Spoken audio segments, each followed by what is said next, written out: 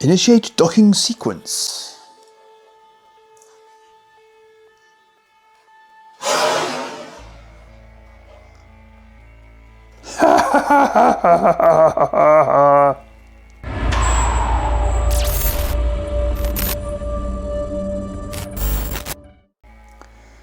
With apologies for the unorthodox intro, but that is the sort of thing that just makes me amazed by this ship from Diamond Select Toys. It seemed like Diamond Select have gone under at the time of recording. We don't really know what's happening. Somebody seemed to have bought them, and then they seem to carry on going under. So, you know, rather sad end if that is the case. But we'll have to stay tuned. But nonetheless, here we have a toy / model from them from an earlier age, which is the USS Enterprise NCC-1701-D, and it's a bit of a beast, as you can see. Now, I should stress that that little tiny sequence I did at the beginning does not involve any special effects on my part.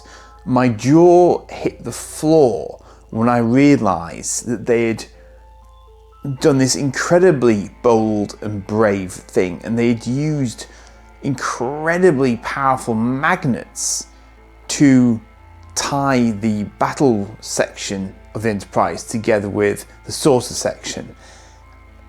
That struck me as bonkers, and the reason it struck me as bonkers is that there is an electrical connection between the saucer section and the engineering section. So in order for the whole thing to keep working, you've got to be incredibly confident that that snap together action driven by magnetism is actually going to bring the contacts together and not wreck them, so that the whole thing then doesn't work. That's a bold move. That's an incredibly bold move. And at first, I mean, to give you an idea of the strength of the magnets, when I was first looking at it, I thought, surely I can see a line here. Surely they put a saucer set functionality into it. They must have done. But for the life of me, I couldn't figure out how to delatch it. So it was only when I applied a sort of a scary amount of force that it suddenly just literally came apart in my hands, and I thought, OMG, they've just completely they've done it just with magnets. And of course, you know, the benefit of doing that is obvious, because there's no screws involved, there's no latches to break off, it just snaps together and everything still works. And they've got that functionality to do that into an electronic Enterprise D, which is incredible. I should note, I didn't have the box at that point, so I didn't have the instructions, and I'm going to show you the All Good Things version of this ship. In fact, I'll show you the box for it shortly, because you'll laugh when you see this. But it's just a very, very clever way of doing things. Now, this is the first Enterprise D I was able to get. Well, I say it's the first one, it was the first box one I was able to get, because these fetch a certain premium, inevitably. They're really big models, as you can see. They're very impressive. This is my sort of hand up against the box. It's a big box. So, you know, they don't come up very often. They're not as common as some of the other Enterprises from the original series and so on. So if you see one of these in the wild, you're actually doing pretty well just to start with, I think it's fair to say. Now, to my mild amusement, this one's bridge dome is still activating, but again, really subtle button. That is the button for the lights and the sounds. So if I'm quiet now, you might be able to hear this.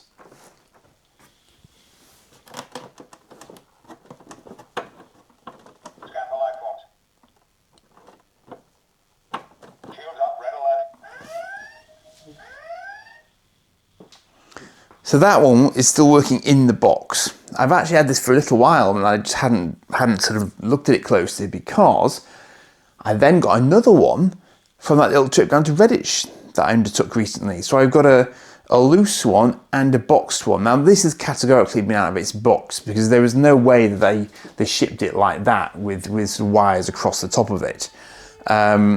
So it's definitely been unboxed, so that I've got no issue with getting it out, but I don't think there's going to be a lot between them quality wise, and one of these I will be letting go, and I might let it go with the box because basically I need to recoup some cash somewhere along the line because I now have a spare of the Enterprise D itself, so I'm kind of humming and hawing over that. The box isn't perfect, but let me show you this other box. And this is what made me laugh when I saw it, because I didn't have a box for this one, but I did have the model. Yeah. So, what do you notice about this? Well, apart from the fact there isn't a ship inside it, it's exactly the same box as we were just looking at. But one slight little difference. If I aim the camera over here and I zoom in there, if you squint really hard, that says USS Enterprise NCC-1701-D from All Good Things.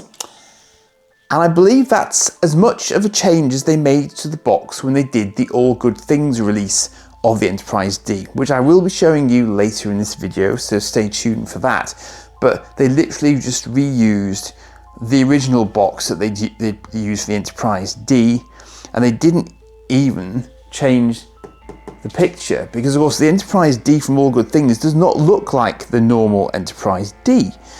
But they didn't do anything else. They literally just put that on, and they've done that before. They've done that with Excelsiors and things like that, where you know, they've tweaked a tiny little bit of something on the model.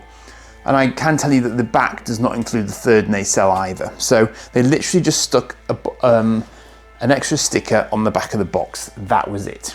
On the front of the box rather, and that was it. So this is hopefully it'll stay put for me when I lean it over. So it just says authentic sound effects and command phrases, light up warp engines, bridge and deflector, separating saucer section, which of course you've already seen actually. Star Trek Starship Legends. So let's have a look at the back, and the back actually appears to be more of an advert for everything else rather than the D, but let's do what I normally do and have a little read through of this at the back. Now, I'm not actually sure. I'm going to have a look at the other box briefly and see what year this came out in. Let's see. 2008. Yeah, so this is... It's not the latest. It's not the latest that Diamond released from memory, but it's not early either. So makes perfect sense because, as I say, you know, the approach to the engineering on this is clever. It's clever. So I'll read all of the back as I normally do, just to see in case you can't quite make it out. Star Trek USS Enterprise NCC-1701-D. In 1966, Gene Roddenberry approached NBC with a show he describes as Wagon Train to the Stars. What he accomplished was beyond even his dreams, a cultural phenomenon daring to explore the nature of humanity under the guise of science fiction, was embraced by the world, and Star Trek was born. September 28th of 1987 saw the birth of a new sci-fi legend as the crew of the Galaxy-class USS Enterprise NCC-1701-D introduced Star Trek to the next generation of fans with spectacular results.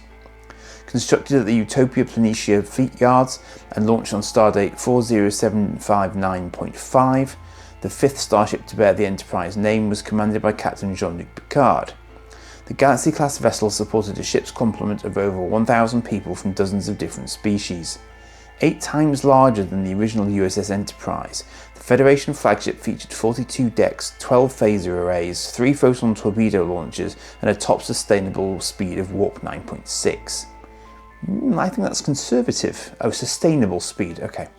With light-up warp nacelles, deflector dish and impulse engines, sound effects from the legendary series and an emergency saucer separation mode, the USS Enterprise NCC-1701-D will continue to explore the galaxy for years to come. Only, of course, it didn't so much, and then it did again, but anyway. So authentic sound effects and command phrases, light up warp engines, bridge and deflector, separating saucer section, which you've already seen. Nice schematics at the bottom there, though. I've always liked a nice sort of blueprint. Now, you know, it's not a huge scale of ship. I'm going to, let me show you the one that's out of the box, because I think that's the quickest way to actually start sort of chatting about this. But there are, I probably will get into the box one as well, because there are leaflets and so on in there, which I don't have for this other example.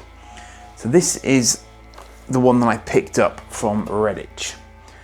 And as you can see, it's a very, very, very nice example of the Enterprise D. It's got all the sort of level of detail that you would expect from Diamond Select. I'm not sure if those might just be stickers.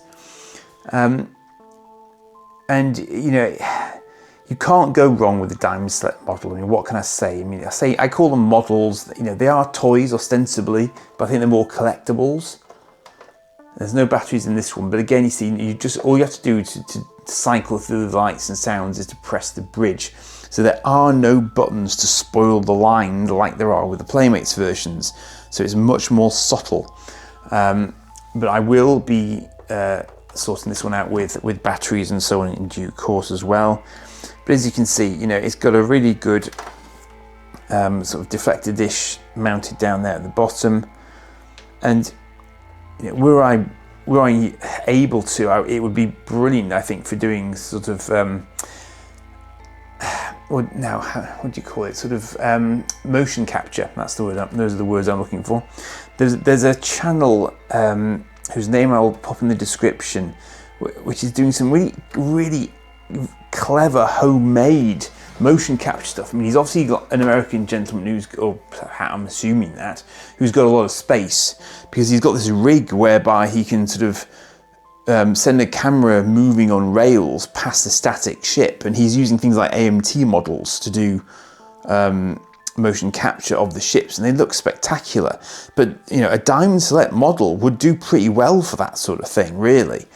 I mean, just on the sheer scale of it alone, you know, the amount of detailing that they've got here is quite remarkable when all is said and done. I'm not sure what's going on here. I think perhaps this one took a knock at some point and perhaps they glued a little piece of it back on. I'm kind of puzzled how maybe they're trying to fix a bulb or something, I don't know. Now, I've just noticed, that's really interesting. I don't know if you can see here, there is what looks to be a stand hole there, but also I think, either of those could be stand holes actually. So I'm a little bit curious about that as a concept. I wonder if you were supposed to use two stands. There were two stands in the box this one came in, which was the All Good Things box, but I'm just sort of wondering whether or not the saucer section is so heavy, or if you wanted to display them separately, that you could actually use two stands at the same time, one for each section. Maybe that's why they put two in, or maybe it was just a weight thing. I think those are buttons in the fields of it. Now this is what I mean about the saucer set functionality. So this is difficult to sort of explain on camera, I suppose, but you just have to yank it like that. And what you then get is a rather nice execution of the battle section of the Enterprise D. And again, the brilliant thing about this is that you're not losing anything, because there are no physical latches on top there, but as you can see, there are contacts there for the electronics. So every time you separate it, those have got to meet back up with the ones that are in the saucer section for the lights and sounds to work. And I don't think there'd be any way to trigger things separately, because they wouldn't have the connection from the button down to here once it was separated. So there'd be no way to actually sort of make this work in when it was separated from the saucer section in terms of its electronics. But obviously once they're back together again, then the show's back on the road. So what I'm going to do now is I'm going to pop batteries in this one because I want to make sure this one's working as well, so that's a dual purpose. But then we'll run through the lights and sounds of this one, and then we'll have a look at the All Good Things version of this one as well. Okay, this is sort of terrifying, but it's standing on one stand. There are actually 3 different stand holes, and there's one that's centre of gravity, I think. And I think that's the one that I'm now using to keep it up. But good Lord, that was scary trying to put it on the wrong ones to begin with. So let's have a very quick listen to this and see what the sounds and lights are like.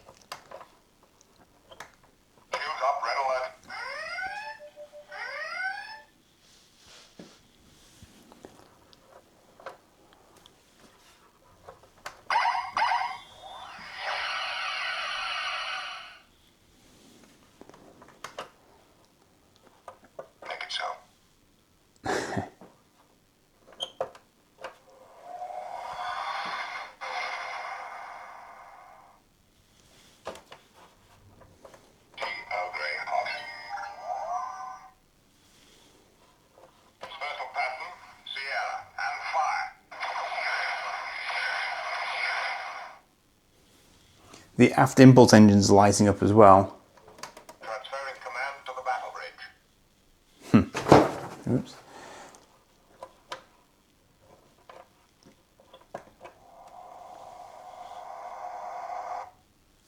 That was just impulse, I think. Continue fire all phases. Could have been up against the Borg, perhaps? Damage report. Borg 9, engage.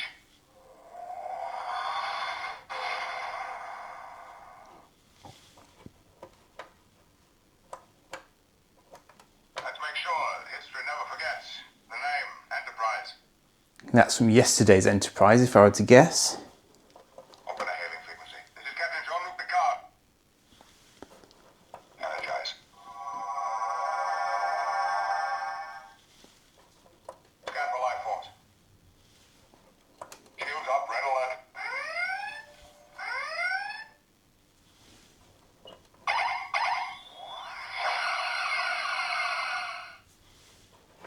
Make it so.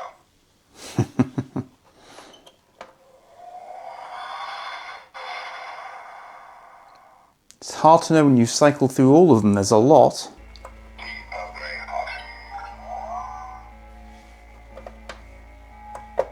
pattern, Sierra, and fire.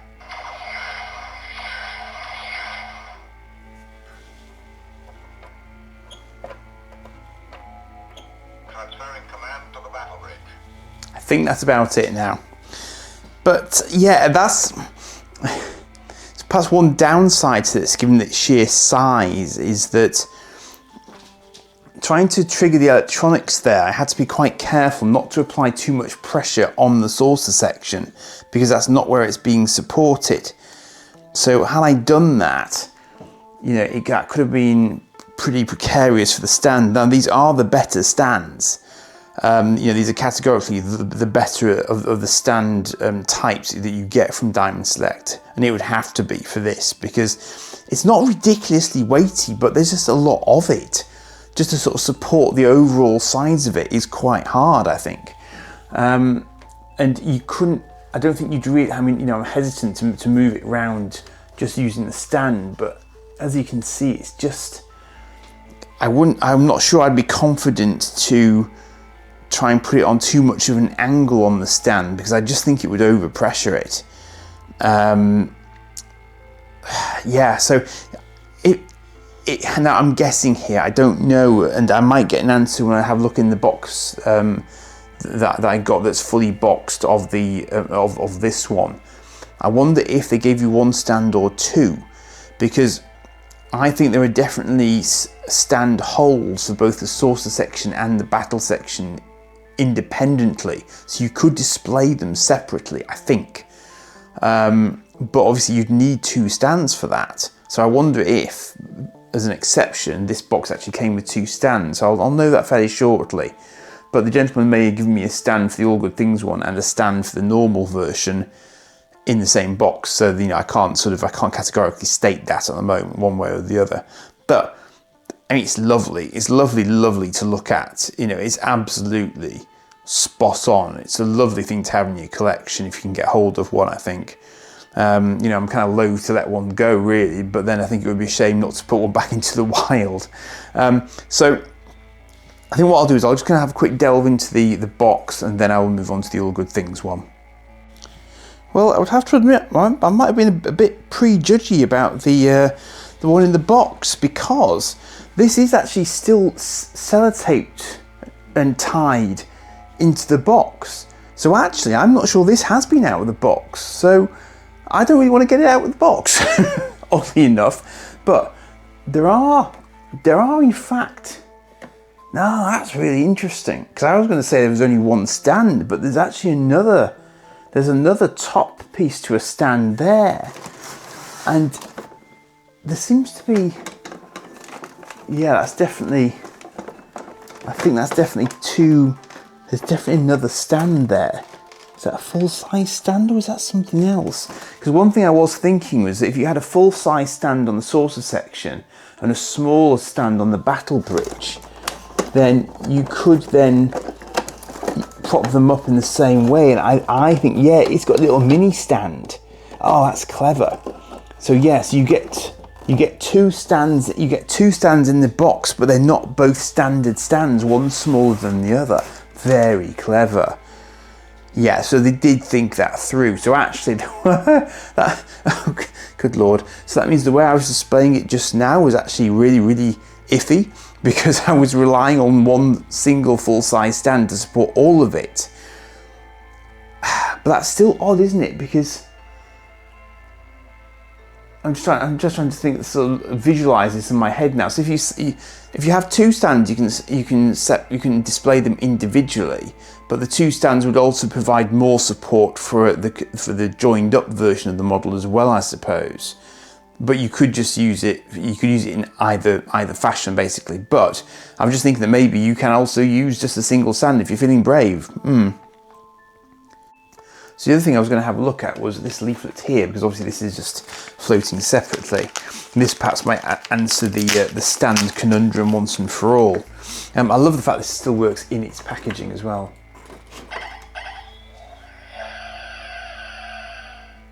Crazy. Batteries are still in it. Now, if I'm right, and that's never been out of the box, those are what, 17-year-old functioning batteries? The battery compartment takes 3 AAAs, and it's got a sort of a try-me function in it, as well as a sort of play function, so you can, and indeed an off function. So there could well be batteries in these which might make you think that it wasn't working when in fact it is. Now that's interesting. These little things have just dropped out of the bag. I don't know if you'll even be able to see those, but just little tiny, oops, one's escaped. They look like little, almost like the screw hole fillers. So I wonder if there are some screws that are on display in one sort of display mode, and they've got little covers for those. Because I suppose what you could do is you could cover in the spare stand holes that you don't need, that you're not using, and that would then allow you to sort of display it in an even better version, I guess. Yeah, I'm right. Here we go. So you can see there that it should come with these two stands, and I bet they're rare as hen's teeth. So this section here, it looks like it's got a reset function. That's interesting. So you remove it there, as you'd expect, but you've got one stand that's bigger, that's got the hollow part in it, and then the more solid stand. Yeah. So this version of the stand that I've got here has an air gap in it, basically. So that would support the saucer section when they're linked up, and the smaller stand, as I thought, goes to the battle section. So I was using that big stand for the whole thing. That's clearly not what the intention is. But as I said, there are 3 stand holes, so they must have anticipated someone trying that. Oh, press here to. Oh, that's interesting. There's another button. Oh, I'm learning all sorts of exciting things here. So down here, there's another button. Look, it just does the lights. How very, very clever of them. That was so subtle, I had no idea that was there. That's brilliant. Press here to only activate lights. Okay, that's what it says there. So press bridge dome. Cycle through all authentics. Hold down bridge dome for 5 seconds to turn off. Press dome again. Oh, so you can cycle. Oh, now it tells me. Okay, here we go then. So if I hold this down for 5 seconds. Open a hailing frequency. This is Captain Jean-Luc Picard. Energize. Scan for life forms. Shields up, red alert.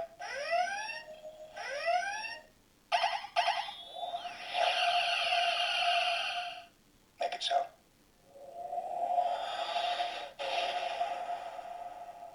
Earl Grey hot. Dispersal pattern, Sierra, and fire. Transferring command to the battle bridge. Continue fire all phases. Damage report. Warp 9, engage.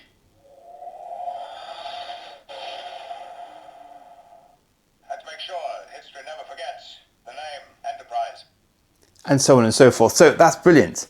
So I bet that works on other versions as well. I bet that works on some of the other starships. So if you hold in the main lights and sounds button, it cycles through everything for you, so you don't have to keep on pressing the button like a complete so-and-so, like I just have been doing. Now they tell me. Because it's very unusual that you get these in a box with all the instructions. It's probably the first time I've ever had the full instructions for a Diamond Select vehicle. Hilarious. But there you go. Brilliant. Oh, now that's... Hang on, now what's that saying? 3 times 1.5 volt 44 batteries. That's interesting. I did notice that was lighting up as well, but it's saying, does that mean there's a battery compartment there as well? It is. It's saying there's a battery compartment behind the bridge section. So I wonder what's controlling what there then. What are the different batteries for? Because I just put fresh AAAs in.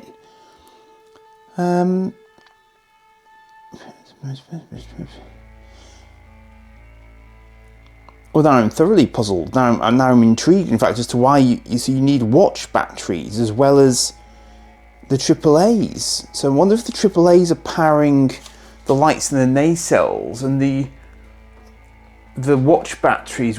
So maybe I'm wrong. Perhaps it works when it's separated. If you've got the watch batteries in, would that then allow both sections to work independently? Well, let's test that theory, shall we? Talk about your unboxing videos. I mean, I'm literally learning how to play with this thing as we go, but what are the odds that the watch batteries in here won't still be functional? Good Lord, it's so tough getting that off.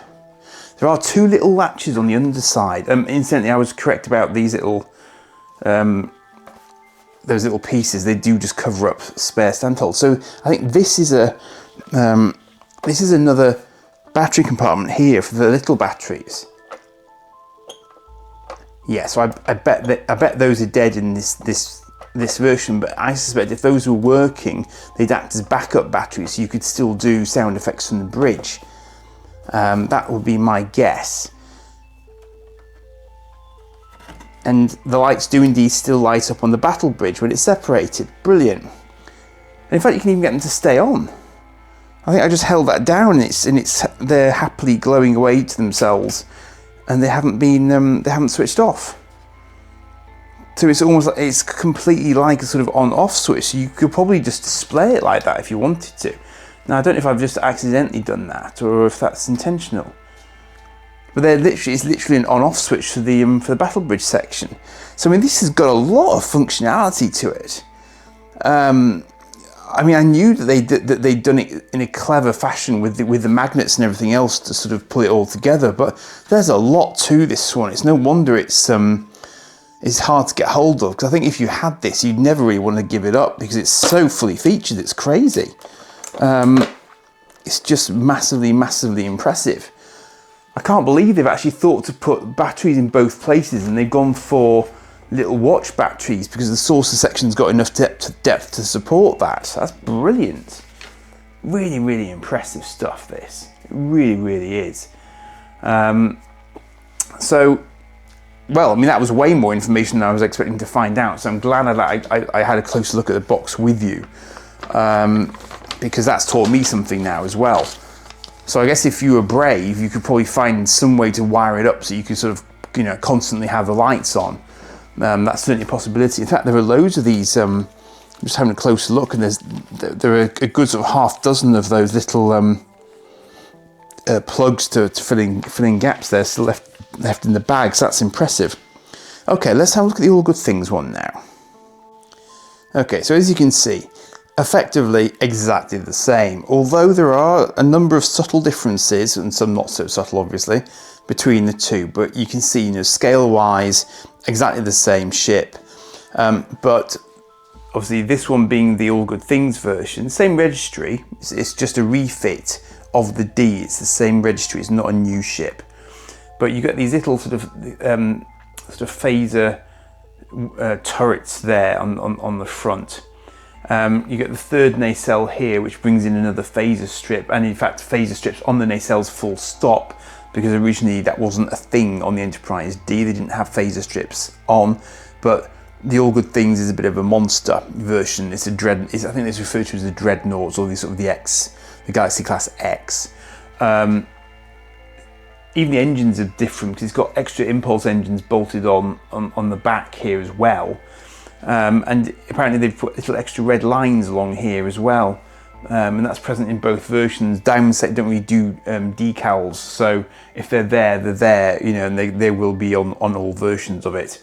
And of course you also get the rather impressive phaser lance, which is lurking on the underside of the saucer section there, which is of course another rather large difference from the vanilla Galaxy class. Let's cycle through the lights and sounds on this one, because one additional thing I've noticed after I finished filming, in fact, was that it looks like somebody's actually customized this All Good Things Enterprise, because I say this, if you look here, you notice that there are yellow and black detailing here, and there's yellow here, and I don't think that's standard. I think it's standard on other versions of the All Good Things Enterprise, because I've had a look at my Eagle Moss versions, and they do also have a sort of a solid yellow paint job on those little details there. But on this other All Good Things Enterprise from Diamond Select that I happen to have lying around, you can see that there is no yellow whatsoever present on any of these. Now, I don't know if that means that someone tried to take it off, but I mean, there's no remnants or anything on there to suggest that it was ever yellow. So I'm kind of now intrigued as to why. Well, I mean, I can see why someone would have done it, because I think probably that's more screen accurate, in fairness, because I had a little look at All Good Things on Netflix. I could just about make out a little bit of this yellow blockage colour there. So I guess maybe someone's just painted it up. And indeed, there's yellow on the underside of the phaser lance there, and I don't think that is present on the other one. No, it isn't. So I think someone's actually augmented the paint job on that one to make it more accurate, which is an interesting move on their part. But I guess it just goes to show that perhaps even Diamond Select can sometimes miss things. And I guess that I suppose broadly speaking, this would have been, you know, well, I was going to say it was going to be a retooling of the standard version, but of course those elements are new, so you would have thought they could have applied paint to them, but maybe that would have been costly in some way, so they just chose not to. You know, the nacelles would have come pre-painted because they're just copies of the existing nacelles, so they could have just kind of reused spares, presumably, and then, you know, they would have had the paint applied in the normal way to those. But I just thought I'd mention it because otherwise the detailing appeared to be absolutely identical. I'm just sort of looking across them. There are a couple of little. It's like someone's highlighted the panelling a little bit more on that other one that I was just showing you. So I don't know. Perhaps there was a later version or something. It is a curious little quirk that. I'd love to know what the history of that one is, but I guess I'll probably never know. But answers on a postcard if you have any ideas on that front. Yeah. I'll just tell you a funny story about this one actually whilst I'm thinking about it.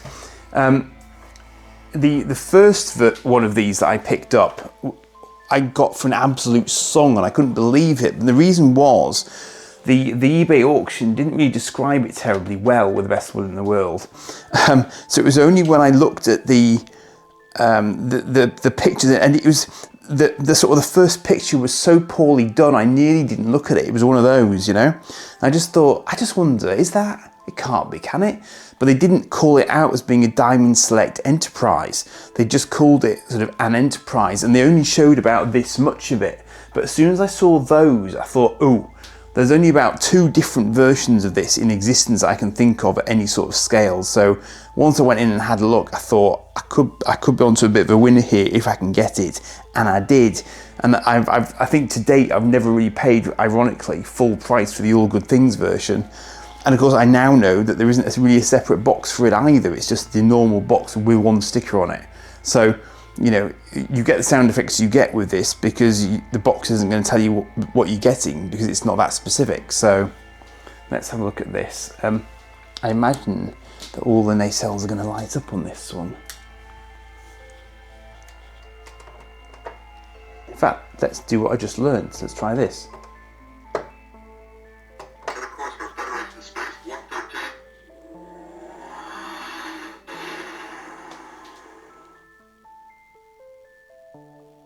Ah, that was only one. Let's just see if it will cycle. I think the batteries might be a little bit poorly.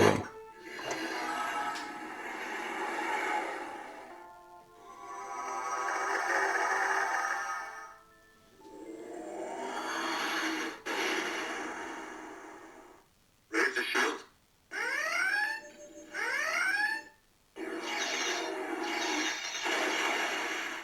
Set a course for Federation Space Warp 13.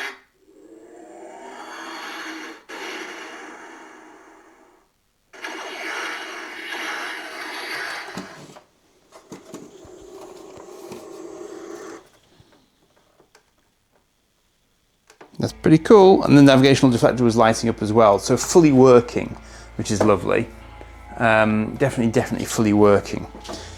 So yeah, I mean, and again, you know, you can, it's heavy, but it's not ridiculous. You can lift that up. But of course, again, the trick with this one is you'd need those 2 rather unique stands, or at least one unique stand, one fairly standard Diamond Select stand, to actually display it fully. But I'd be amazed if there weren't replacement stands available for this, given its nature, because there must be a little bit of a sort of demand for that sort of thing from them for this, I think.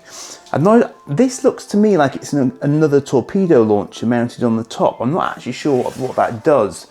And because they haven't given you well, not that I know of, they don't give you another instruction leaflet for this. I don't know whether or not they kind of call that out, because unfortunately I don't have any of the innards with my All Good Things box, so I don't know what the leaflet on the inside of it would have looked like. But again, it's a cracking model. So that leaves me with a little bit of a dilemma about what to do. And yes, this one does do the saucer step as well. I'm now, you know, it's something of a loss to know which one of these mini ones to get rid of. Also got these little details here as well, which are different to the standard Enterprise D. They just bolted a few bits onto the standard model basically because they realised they didn't really have the time to do anything sort of massively different with it for the filming purposes, and that's why they took the standard Enterprise D model and just literally added stuff to it, rather like they did with the Enterprise B for Generations. You know, they took the standard Excelsior model and just added stuff to it.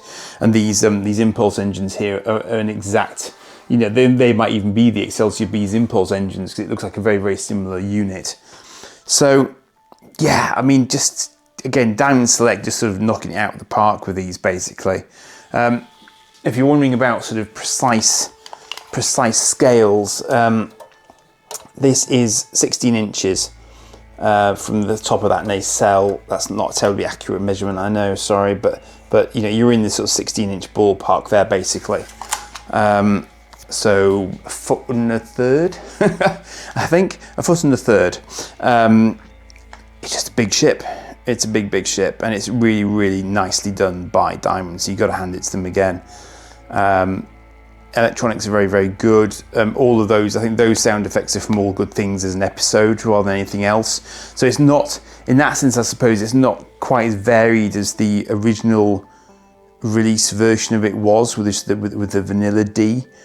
But you know, it is what it is because it is the All Good Things version, so you can see why they'd handle it differently. But yeah, just great ideas, great ideas. So lovely to have those in the collection. I'm now surrounded by Enterprise Ds of different flavours, and sadly I really got to let a couple of them go. And I just need to decide whether or not I want to let the boxes go at the same time, whether I just sell them loose. Tricky. Suggestions in the comments or in the chat. I thank you. So I will leave it there for those two. I thought I'd do a bit of a bank holiday special and combine both of those. I've done a lot of Playmates, and because there are a lot of Playmates, I might return to Playmates briefly.